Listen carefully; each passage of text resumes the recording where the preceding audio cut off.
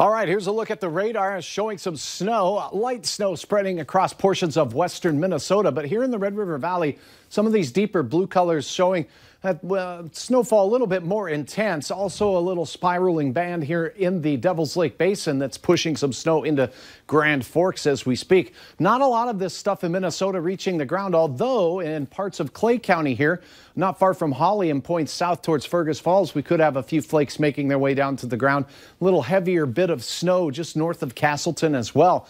Nothing falling here at our studios in South Fargo at this time, but it is on the way. Also a fairly solid band from northern parts of Cass County right into Grand Forks County, all traveling eastward, and it's going to work its way in as we go through the overnight hours.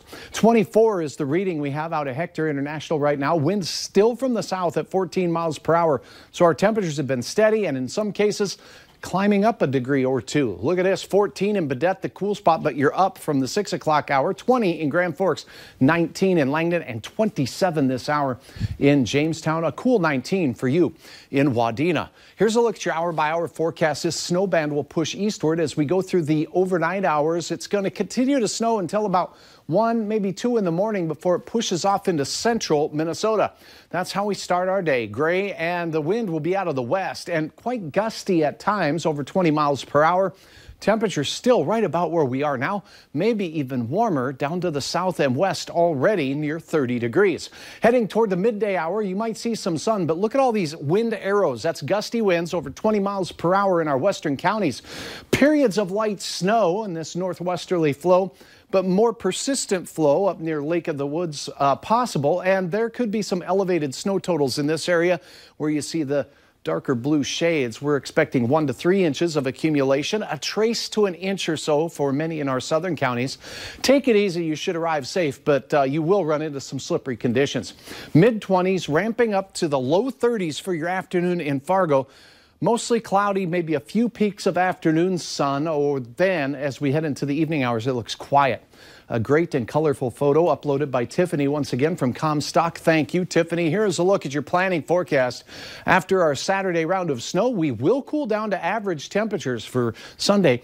And that lasts right through the Christmas holiday with temperatures near 20 degrees. We stay dry. If you are traveling Wednesday, Thursday, maybe even into Friday morning, a chance of a significant storm system will be working its way through. One of the ways we can describe this is with the best chance of significant snow. Where you see this pink track here, that's where we have the highest risk. That's from South Dakota through southern Minnesota of seeing significant snow, 6 to 12 inches, maybe even more.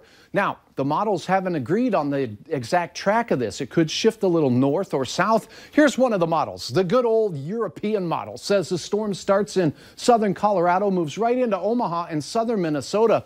Look at the heavy snow bands right through the valley, particularly in our southern counties.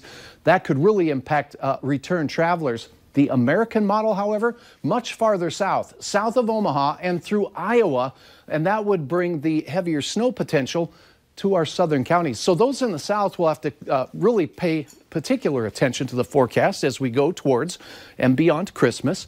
After that, we'll keep you advised of the New Year's forecast, but it does look like a cool close to the year here in 2018. All right. Well, Happy New Year early. Right.